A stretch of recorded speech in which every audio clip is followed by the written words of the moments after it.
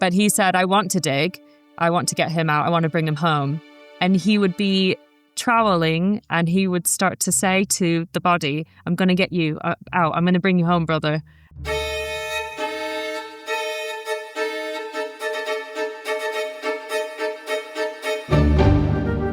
Hello, everybody, and welcome back to the Resurrectionist Podcast. Today, we are joined by Giselle Kirai, who has a plethora of experience in commercial archaeology, as well as quite a few previous professions that I am just a little jealous of. She has a BA in Cultural Anthropology from Western Washington University. She's worked as an assistant forensic anthropologist and repatriation technician in the US. She has an MSc in Forensic Anthropology and Bioarchaeology from UCL, where she did her master's dissertation on the treatment, burial, and interment practices of POW camps in the Second World War. She has volunteered with Operation Nightingale, helping veterans in their road to recovery through archaeology. She's also been featured on Time Team, Digging for Britain, just to name a few. And she is essentially who I wanted to grow up to be when I was a child. Welcome to the show, Giselle. Hello, thank you for having me. Thank you for coming on. So your career has been very impressive, to say the least. Going through your LinkedIn and your beautiful website, I was like, wow, she's done everything that I want to do someday. So I guess I wanted to start way back in the beginning. What got you interested in anthropology? Because your initial BA is in anthropology specifically. So what was it that made you want to study that in college? So I didn't know that I wanted to study archaeology or anthropology. I ended up taking anthropology as an elective module and then really liked it. I thought monkeys and just the story of how we became Homo sapiens, I thought all of that was so interesting. And I really liked Jane Goodall, and I really just got very into her story and what she did and how she studied everything. And so I actually ended up transferring to a different university halfway through that undergraduate degree, one that had better programs in anthropology, and then ended up picking archaeology as an accidental elective yet again, and then fell in love with it. I just couldn't believe how cool it was. I didn't even realize people could actually get degrees in it, really. And yeah, it just all kept working out. Yeah. And then, so you went on to do your master's in osteology, but you worked in the UK, or you got your degree in the UK. So what made you want to move over to do your degree there? That's an excellent question. So basically, my undergraduate advisor, Joan, she was the first person to tell me I was really good at something, which I think it's so important. I think everyone uses it. Like, no singer is going to become a famous singer unless somebody says, actually, you're quite good at singing. So I was trying to figure out what I wanted to be when I grew up. And Joan said, you're really good at this. Maybe apply yourself a bit more, maybe try and do a couple more volunteering, maybe, try and get involved a bit more. And if you really want to be serious about this, go to England, because they have the best master's programs and they're only 1 year. So you can get a lot of volunteering in afterwards or beforehand or during your degree. It's just really good. And it's so much history in a very small area. And I thought, gosh, okay, I'll apply to a bunch of things and see what happens. And actually, Joan passed away before I finished my undergraduate degree. And part of me wanted to kind of honor her and fulfill that degree. So I came to the UK and picked my university and continued. Wow, that is so beautiful. And I'm so sorry for your loss. Yeah, I had kind of a similar thing with one of my lecturers in college. I did anthropology as an elective as well. And I was discussing with her, like, I wanted to do, a master's program. There's only one in Ireland. They run it every other year and it wasn't going to be on the next year. So I was chatting with her, like, is it worth waiting? Should I be doing something in the meantime if I am going to wait? And she said to me, she was like, look, honestly, you're going to have to move anyway, because it was in another city. She was like, you might as well look at the UK. The courses there are competitive because there's so many, like the universities are competing with each other to to have the best research and, the best programs or whatever. So she's like, you're better off just, going to the UK, seeing what they have and applying there.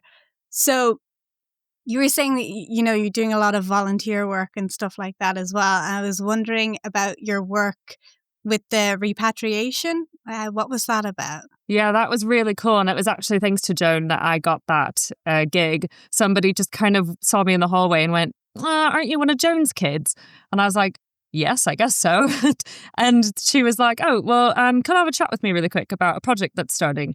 And so I'll credit Joan with that one as well. But basically, there was a shell midden that was taken up illegally and moved, and it was on native ground, and it contained native ancient remains in it. It was a native burial ground that had been there for however many years, and a bunch of people just thought, that's a bunch of shell, I can go and move that around, get rid of it. I think they were trying to build something, I can't remember exactly, but our job was to go through the rescued shell midden and see what we could find, any artifacts, anything. We did find things like hand axes. We found lots of bone. So I was sort of an assistant forensic anthropologist, and I sat next to the woman who recruited me. And we just went and we looked through bone every morning. And we had two elders who were with us, Quatimus and Ralph. And Ralph was the one who led the conversations and led everything. We worked pretty much in silence, but he did always kind of have a little saying, and it was the ancient speaking through him.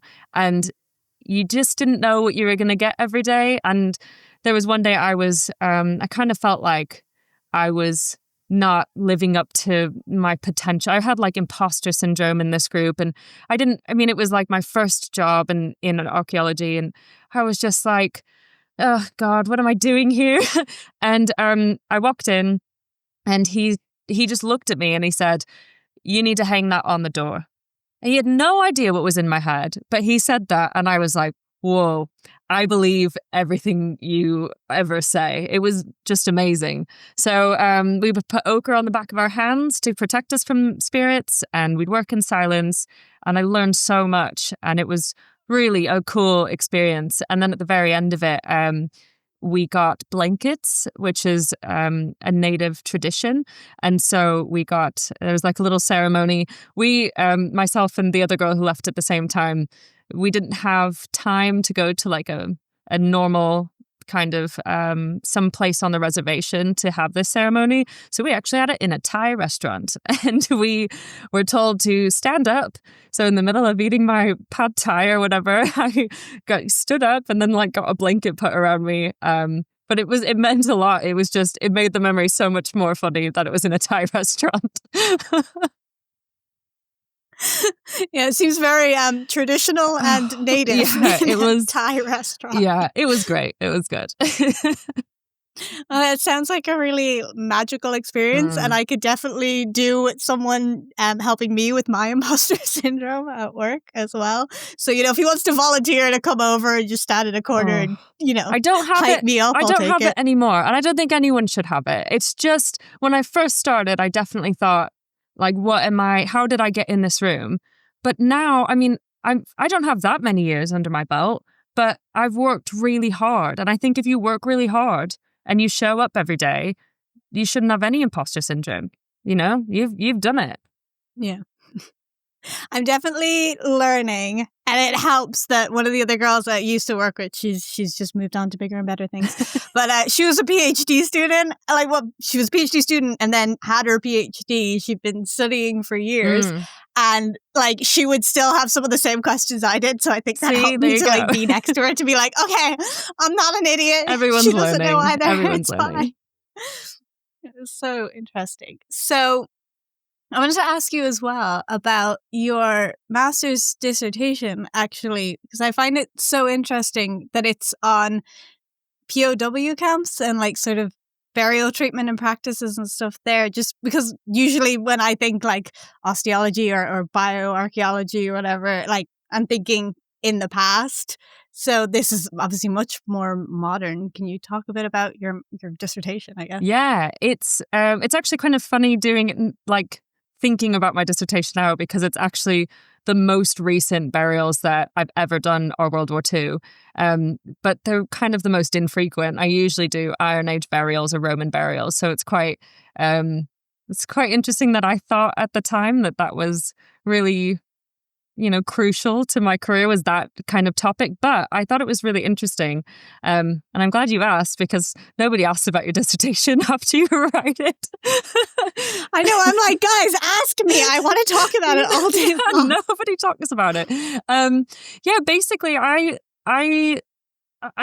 people learn about war and wars in the media, and you don't really hear about the home front or what happens afterwards. The aftermath is so rarely spoken about.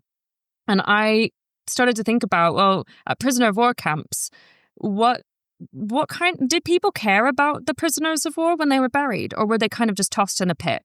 And I don't mean that in a crude way. I didn't know how people were treated after death.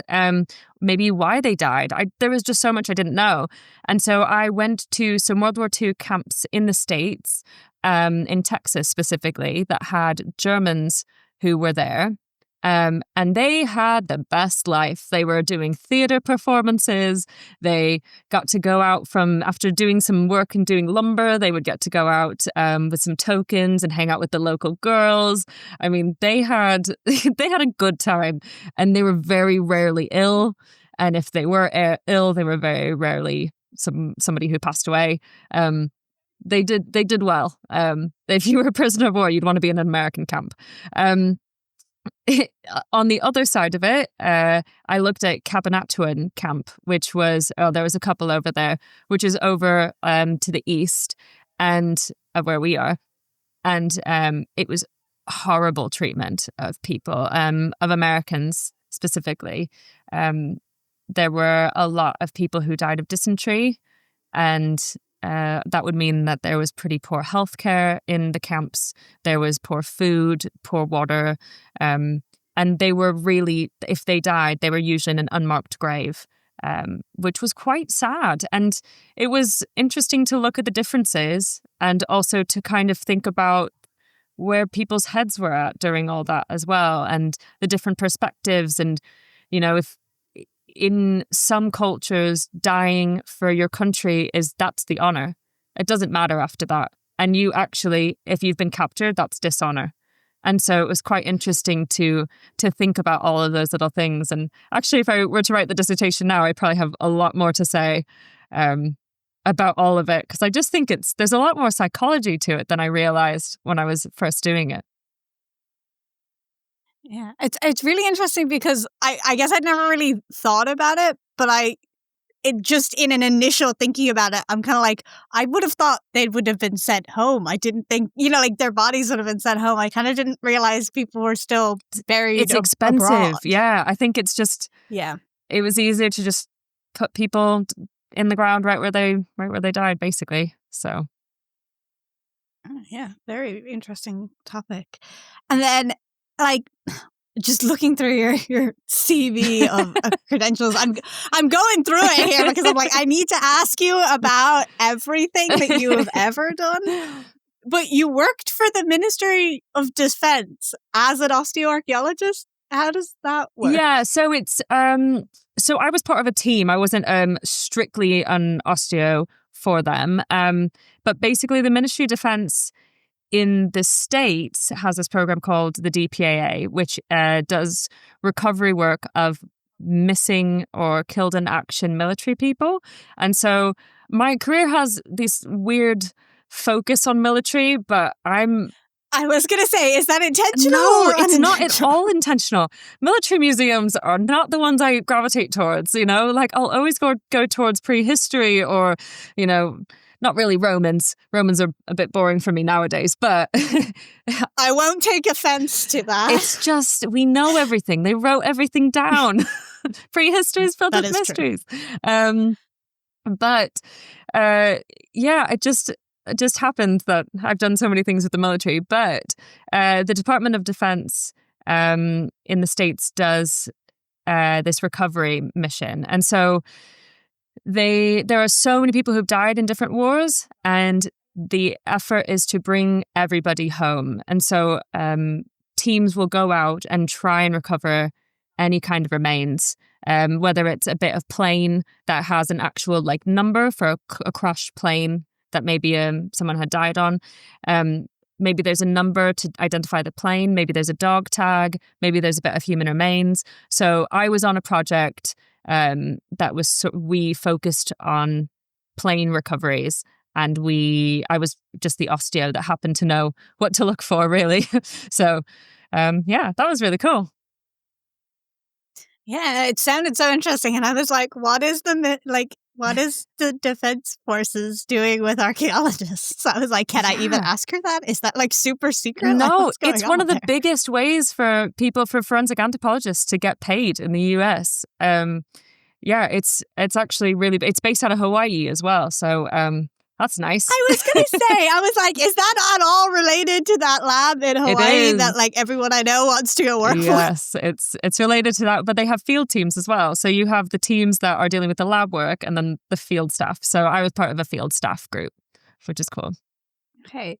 So would that involve, I suppose, going out to foreign countries to do all of this field work? Yeah, and so stuff? I was in Belgium, which was really cool.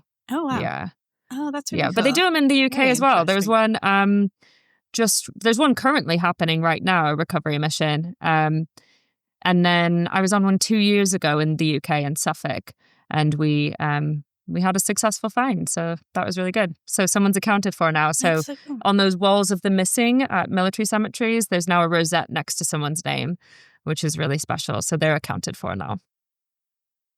That's so beautiful. I love kind of when obviously forensic anthropology can be used in a criminal setting as well, but I find that weird middle ground between like history and like forensic sort of settings so interesting. We're just sort of starting to build that up in Ireland now at the moment, and I find it beautiful when you can help people in the present with like information from the past that's like not necessarily like in a criminal case anymore. You're like, there's nothing illicit maybe happened here, or it's a war scenario or whatever, but it's just bringing people peace and like clarity and it's really special. Like Yes, it's beautiful. So I will ask you about one more military operation that you volunteer for, which is Operation Nightingale. So this involves veterans working in archaeology? Yes. Can you tell me more about this? Yeah, project? This is like the coolest thing. I know I've done some really cool things, but I just feel like I've been lucky. I've like worked hard and I've been lucky. And I've been able to do a bunch of these different things. But Operation Nightingale I've been doing for probably about 6 years now. And basically, it's an initiative by the UK Ministry of Defence to help people recovering from war, either mentally, physically. They just need to get used to life now, life back in the real world. It's a way for them to get used to that in a good setting with a good cohort of people who think the same way. With archaeology, and it's a rehabilitative archaeology. So it's really, really cool. We've gone to sites that are prehistoric. We've gone to stuff that's Anglo-Saxon. We've dug an Anglo-Saxon cemetery. We did a prehistoric burial mound, some Iron Age hill forts. We've done where the Band of Brothers, World War II, where they stayed in Oldbourne in Wiltshire. We dug one of their houses, their old huts that was there. And people have found dog tags, but they get to be involved, and they get to, it's quite meditative, but they also get to talk about their black humor. We have a guy with no legs who loves it when he finds legs on a site because he gets to say, "Oh, I found my legs." So it's really healing. And I had a really nice moment with some of the veterans a couple of years ago, where some of them were having a hard moment, which happens pretty much every day. There'll be a moment where somebody's struggling a little bit with their mental state, and some guys were just talking, had some cider, and they're just sort of like trying to get out. Oh, I left them behind. I left my guys behind. And they were all sort of struggling with this. And they were like, oh, Giselle, sorry, we didn't mean to bring up like dead bodies and stuff. And I was like, no. If there's one thing I can understand, it's the respect towards the dead. And, if I'm digging a Roman burial now, I still treat it with as much respect as I would if it had flesh on it. It's the same amount of care. And they hadn't really thought of it that way. And so that was quite a special moment where we kind of realized that we all have a lot of connections and sometimes a lot more than might be on the surface.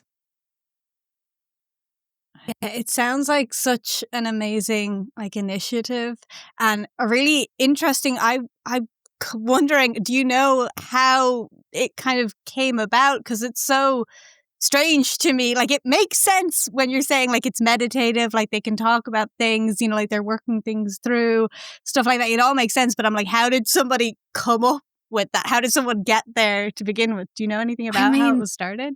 It's a great question. And I don't mean to plug, but I will. Do it all day. So this is the book, Broken Pots, Mending Lives. This is a book that Richard Osgood, who started the program, he wrote this book, and it talks all about how it started, how it continues. It has little spotlights on different veterans who are kind of constants in the program. There's been people now who have actually kind of graduated out of the program. There's hundreds of veterans who've done this, like 400, maybe double that. I mean, there's loads of people who've done this. And some of them are now archaeologists, which is really, really cool. Yeah, I can't really remember exactly how it started, but I think it was sort of just a concept of, I wonder if this could be good for people. So, it is. Yeah, it's something I'm interested in. I really need to read that book because I'm always trying to kind of come up with new ways to sort of engage people in archaeology or osteology. And obviously this is different. This is to help them, not to help archaeology. But I suppose it works in both ways, and sort of the psychology of it I would find so interesting. So I definitely have to read that book. Thank you for the plug. And I will... I'll leave the title and everything in the description if anybody else is equally as interested. Great, It sounds so fascinating. Yeah, so I suppose I just wanted to wonder, do you I know you're saying that they excavate all different kinds of sites, but you're also saying they excavate burials and stuff. And obviously as archaeologists, sort of, we come around that. It's a part of the job, it's going to happen. I'm guessing they know that they're going to be digging these as well, but as people who aren't really in the field, and also people who've experienced real death and in very traumatic ways, I'm sure, do you find that they have sort of connections with the dead that they're excavating in a way or anything like that? Absolutely. It's really special to see how they cope with the dead, and they can learn about the dead in a different way than when there were the incidents of war. So now they can we usually do a class like the first day or the last day. It just depends on the group of veterans. But we'll teach them about bones and we'll lay out bodies, and they can learn without being in the field. They know what's happening, what to look for, that sort of thing. And they get really into it and they get really nerdy with it. They want to figure out the age and the sex and all of that stuff. It's really cool. But there have been really fantastic moments that have come from hardships in the field. There was a site in France, and there was some tank tracks, so the bits that the tank moves on. And that was, it was laid in the ground, and we kind of thought that there would be bodies underneath.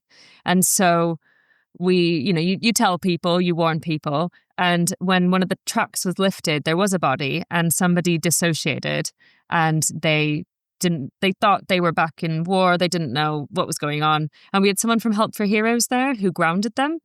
And we basically always have someone who's mental health first aid trained. So I am, as well as being an osteologist. And then we have fieldwork supervisors, first aiders. We've got the whole lot. But we had someone who was Help for Heroes, grounded the person, And, you don't have to go back. You don't have to dig. It's okay. You don't have to do that.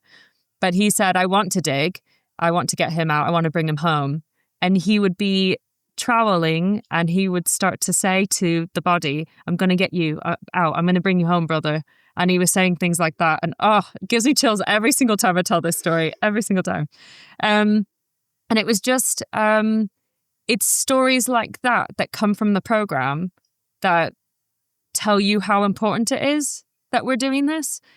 People who, when we do a final toast to the bodies that we found, because we usually do something like that, the people who pour out their whole drink because they want to show respect towards the dead. There was a guy who had a bunch of skulls on his arm as tattoos, and they were for his fallen comrades. And he ended up taking pictures of a skull from a site he was working on. And we were like, wow, you're taking a lot of pictures. What are those for? And he said, I want to add another one to my sleeve because this had made a massive impact on me. So it's really healing. Archaeology can do a lot for people. Yeah, I'm actually getting a little emotional there as well as you were telling that story. I was like, wow, I can't even imagine what it would be like to, be in war and then come out and have to, reacclimate to the world and everything you've seen. And it just sounds like such a beautiful opportunity for people to come to terms in a safe surrounding where they're doing important work as well. Yeah, it's really important. And they can be themselves as well, which is crucial. Like they can do the work and they can show up, but they can also be idiots. And we can go to the pub in the evening and they can just vent or, talk about how many margaritas they had the day before. And there's no judgment. Nobody cares. You're just there to be together and to dig and to hopefully get something out of it. Yeah, and it's interesting you say that they can be themselves, because I find, and me and my friends at work, we always laugh about this, how archaeology seems to attract neurodiverse people or people with, certain kinds of disabilities or, and you're just like, what is it about archaeology that we're all just like, none of us are normal? We're a bunch of weirdos is what we are. Yeah. And it's like, it's the same thing. We can be perfectly weird and go out for drinks, and we're all just like, I don't know a single 100% normal person in archaeology. You would be the weird one if you were normal. Exactly. So I was wondering as well, you're saying you obviously work with veterans and they have different kind of mental struggles, but do they also have physical limitations, some of them as well? Yeah, so we do have some people who don't have body parts. One guy who doesn't have a very functioning arm. We've got people without legs, and they just carry on. Sometimes they leave their legs on the side of the trench and come in. Sometimes they bring their legs with them. But basically the concept that I've really taken from the program and that I try and incorporate to everyday life is that anyone can dig and anyone can be a part of archaeology. There's always room for somebody to get involved. You can, there's people with one arm who are finds washing. They can find a way to do it. There's always a way. Or, maybe they're doing the research. If they struggle with their, arms or amputations or whatever, they can sit down if they've got a bad back. They can kneel next to a side of a trench, or they can lay down next to one if they don't have legs. It's fine. So there's so many different options. And I've really learned how flexible archaeology is. And I've seen it in commercial archaeology now as well, where I was working with some people who had really high levels of autism and Asperger's, and they were struggling with pottery being broken. And they thought, if I break pottery, I've messed up. And it was like a really big struggle because they thought they were ruining the history. And it was just sitting them down going, no, I do that. We all do it. It's okay. And actually, now you know to be a bit more careful, and you've learned something from this, and you can do this, and we can find another task for you if you get overwhelmed. And there's always something. So I think everyone can take part in archaeology, and the disabilities that I've seen these veterans take with such grace when they do archaeology is just amazing. Yeah, I think that's a really important message as well, because I feel like a lot of people, when they see commercial archaeology, especially like the digging part of archaeology, which is what most people I would think of when they think of archaeology, I would think it would put people off who feel like they maybe do have physical limitations, because it's hard. I mean, it is hard work, but you can find ways around it, Yeah. Which is why when, So, managers say, oh, I've got a bad back, that's why I'm a manager, I go, there's other ways, there's other things you can do. I've just recently come off site and my shoulder and my knees are cracking and my wrists hurt a bit, but I'm gonna chalk that up to I've become a soft office person and I don't know how to dig anymore. To be fair, and both not managers, that archaeology is hard. Yeah, and to be fair, both managers and what you do, there's so many aspects to archaeology, and that's key as well. It's not just the field, but that is a huge part of it. Yes, I am trying to do more field work at the moment. I sort of landed myself in an office very early, which I'm grateful for. But it also means that, like, my manager is like, you need more field work. And I'm like, I know, but the office is warm. I'll just wait till the summer and then I'll go back out. In my defense, they kept sending me out for like a month in winter and then would pull me back in. And I'm like, guys, I'll go out, but maybe summer every now and then, please. Please. So you also do a lot of outreach work, not just with Operation Nightingale, but with television as well. So can you talk about how you got into television as an archaeologist? Yeah, so it was... Sorry, I have to make sure my laptop's not going to die on us. That would be horrific. Oh my God, it's telling me that your battery is less than 20%. Did it? I'm like, how do you know? My God, creepy. Weird. All right. Yeah, so how I got involved with television programs was sort of by accident as well. I mean, it sounds like in every way I'm sort of an accidental archaeologist. But basically, I was working on one of these Operation Nightingale digs. It was a dig down in Portsmouth that we've been doing for quite a few years now. And it is finding burials within an eroding cliffside. And it's so cool as an osteo because it is the only time I've ever dug horizontally. So from feet towards a head. So because I'm trying to visualize this. I'm like, how does that work? Yeah, because the cliff is where the body is eroding slowly, but it was a coffin that was in the ground. So it's really over the years we collect a full skeleton, but we might just get half one year and then the next year we get the rest of it. So it's a very cool site. And I was working on there, and Alice Roberts from it was Britain's Most Historic Towns. She was filming one day and they needed someone to set up a skeleton so that way she could come over to it and talk about it a bit. She doesn't have time for that. She needs a background girl. So I was her background girl. And so I did that. And it was the first time I'd seen kind of how the television world worked. Lots of, redos, but always like intelligent redos. Someone will start talking and go, oh, no, I said that wrong. I didn't mean it in that way. It's kind of whoever's speaking kind of led whether or not it needed to get altered and to take another take. And I thought, gosh, that's an interesting view. I hadn't really seen that before. I always thought it was the producer or director who was doing that. And it wasn't always the case. And I had a really great time just kind of witnessing it. And then I think it was maybe a year later, I was on another Operation Nightingale dig, digging Band of Brothers, and History Hit was there, and they needed someone to talk about a dog tag. And I had done a lot of research on it, again, as a background person. And so I was the most well-informed about it. And so they asked me to do a little chat with Dan Snow, taught him how to travel a little bit. That was good. And a year after that, on the same dig, Time Team was there, and they asked if anyone could help with backfilling some test pits. And I don't mind. So I just jumped in and did that. And afterwards, they said, actually, can we interview you as well? And I did that. And they said, that was pretty good. Maybe you can come and do some more stuff with Time Team. And I thought, oh, okay, not going to say no to that.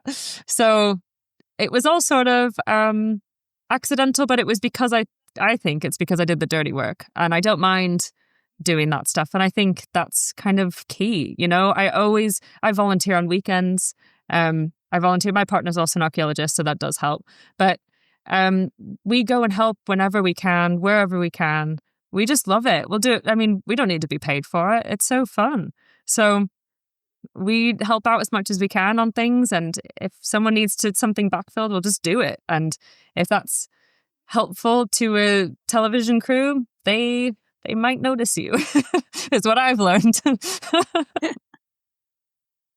Yeah, no, I think it's really important to, you're joking that like, oh, you get lucky with things, but I think it is also, you putting yourself out there, you willing to do the hard work and even be on camera. I know so many archaeologists who are like, oh no, I could care less about doing that. Like, I don't want to do that. And I'm like, I understand that. That's great for you. Like, you don't have to do it. But at the same time, someone really should, because someone should really know about this. And if you don't do it, no one will. Well, exactly. I came to terms with it in a way because I wasn't sure if I liked being on camera. I think it's quite a daunting thing. You open yourself up to criticism, and you open yourself up to your own colleagues giving you criticism. Oh, you didn't say that exactly correctly, or whatever it is. And you have to be okay with getting that.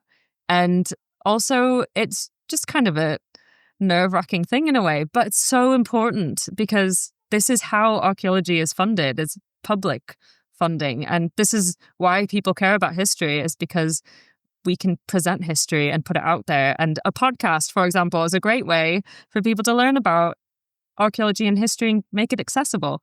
So I think we all just do our part in our own way to just try and get this more out in the world. I think it's so important.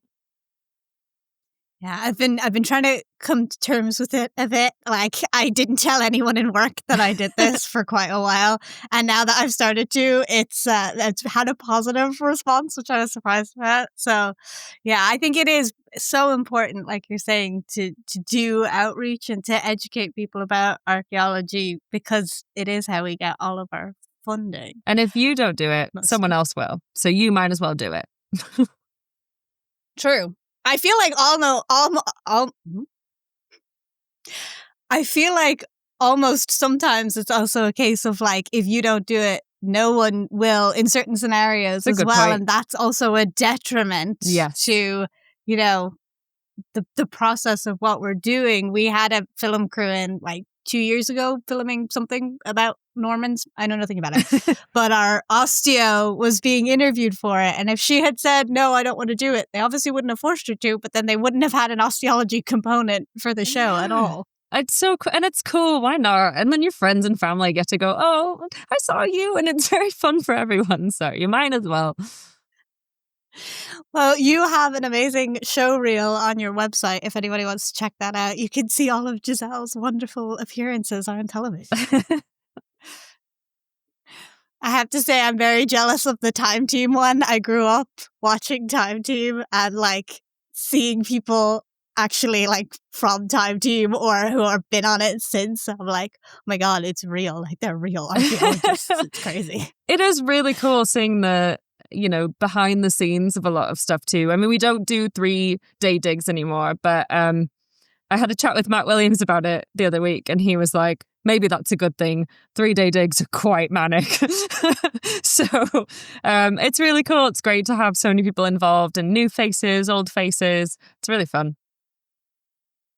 Yeah, I've noticed they're doing a lot more like YouTube outreach and stuff now, as opposed to like television stuff, which is interesting too. Yeah, it's part of that is based off of funding, and so it used to be created by the television channels, and now it's Patreon funded, and some random grants here and there, and working with different archaeology programs, like just kind of latching on to certain groups to kind of promote them as well as promote Time Team. And so through Patreon and through YouTube, it just makes it a lot more accessible for people as well. So people all over the world watch it. Australia and the US are some of the biggest watchers. So it's really, I mean, I was surprised by that. That was pretty cool. Yeah, I was thinking as well. I was like, okay, it's not on television anymore, which I was presuming meant that there had been some sort of issue with the network not seeing a value in it anymore. But by putting it on YouTube, it's a wider audience now, more, global audience than necessarily like just British TV channels. Yeah. So I suppose there is an upside to it. Yeah, there definitely is. And I mean, it'd be great if Netflix picked it up or something. That'd be really cool. But until then, So cool. YouTube is fine.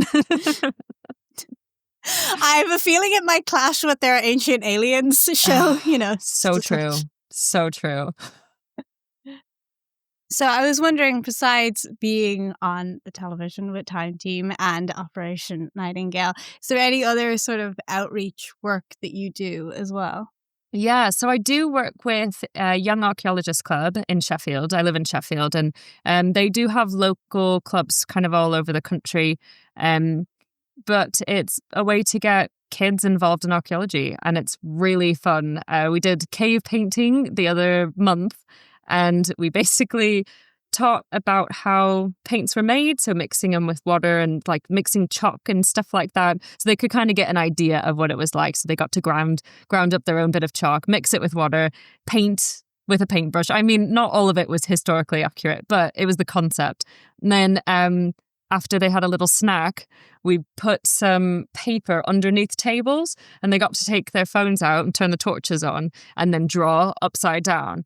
And they loved it. And it's so fun because programs like that really get you interested in history and get you interested in archaeology. And then, the next time they go to Creswell Crags or somewhere that has cave paintings or cave art, they can kind of go, I've done that before. I know what it's like. And then they can learn more and be more interested in it. Because I think hands-on is pretty key. So, that's been really fun working with Yak. I've really enjoyed that. Yeah, so interesting. I worked at a kids camp once a few years ago for archaeology, and I find it interesting, like how engaged the kids get with things that, if they were reading about it in a museum or whatever, couldn't care less. Like they'd be saying, take me to the restaurant, or, I want to buy a toy from the souvenir shop. But when you can give them an activity to do about it, suddenly like it's the most fascinating thing in the world. And they'll sit there and listen to you talk about it then, because they've engaged in it. Yeah. And it's basically experimental archaeology for kids. I mean, there's plenty of people who have degrees in this now, so it can hook you. And I'd definitely consider doing some more experimental archaeology myself just because it's so fun. Yeah, it's such an interesting field, experimental. They did it at my university where I did my undergrad. They actually have a master's program in it. So we dabbled in it a bit, but it is a very interesting field of experimental. Besides working with kids, have you ever done any experimental work? Not really. No, but I'd like to. I've tried flint knapping and stuff. I'm not very good at that, but I'd like to try again. I think that there's a lot of things I'd like to try, and I kind of like get an ongoing list. But the one I've been and this is going to be weird, the one that I want to do most ardently is I'd like to go through history and make cheese according to the time periods. No, I know that's mental. Historical timeline of cheese. Exactly. I was reading this really great book about like the history of the UK through cheese, and the very first one was like about prehistory and cheese at Stonehenge or something, and I was like, what? I'm gonna make cheese. And then I don't know, I just got like well into it. So I did a bunch of research, and I might try and make some cheese. I know. That's so interesting. You can come over, we'll make cheese together. Yes. Yeah. We'll just figure out how they made cheese in every time period all throughout history. That's great. There was a course at my university years ago that was like ancient food and wine, and it was like it was experimental archaeology, but like home ec version, like with food and everything. I wanted to do it so bad, and then they like stopped running it the year I should have done it as well. And I was like, no, bring back my cheese and wine. Yeah. See, this is going to change our weekends. We just have to do experimental archaeology of cheese and wine. Imagine that. That'll be a great weekend. I approve of this plan. Yeah. I like this a lot. So, Giselle, we've had amazing conversations about all of your work and your cheese and wine.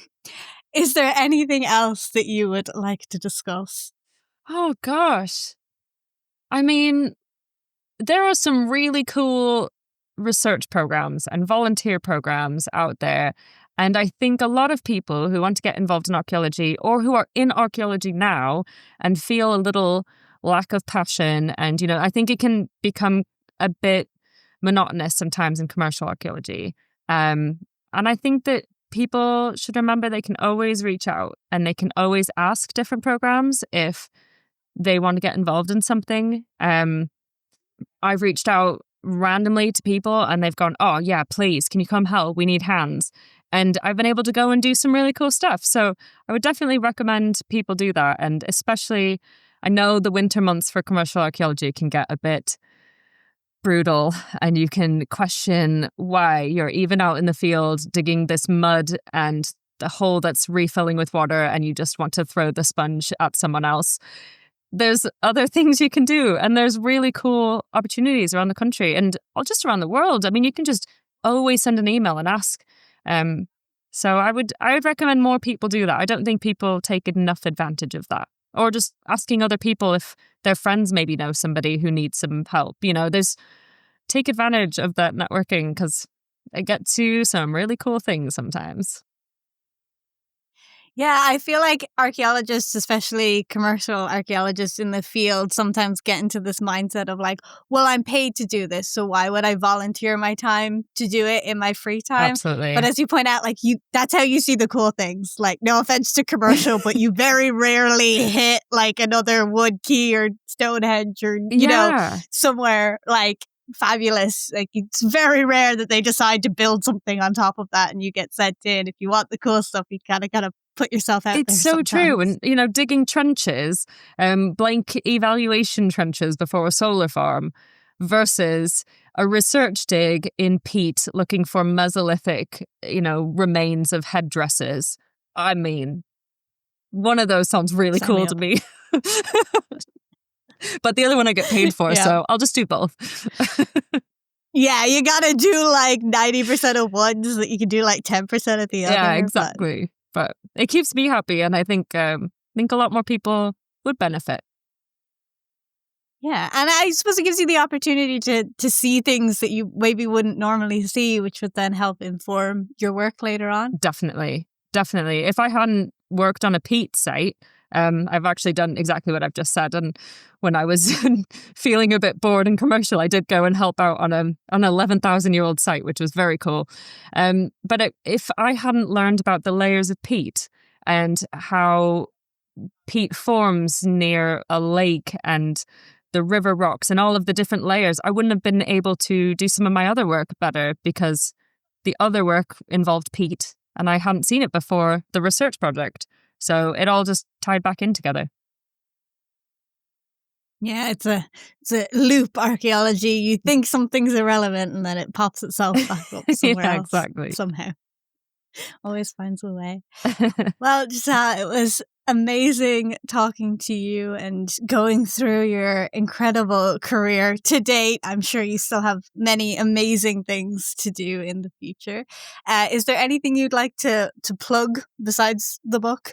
Anything else you'd like to plug to our listeners? I suppose just go and watch Time Team on YouTube. If you look up the one that's Exercise Little Boy Blue, you'll see me presenting in the second half of that one. So worth checking that one out. But ultimately, I think check out Operation Nightingale because that is a really cool program. And even if it's not something to get involved in, it's something to learn about. Yeah, no, it's definitely very interesting. And I'm sure people out there can find ways to support it that aren't volunteering for it. You can just visit on open days as well. And those are really cool.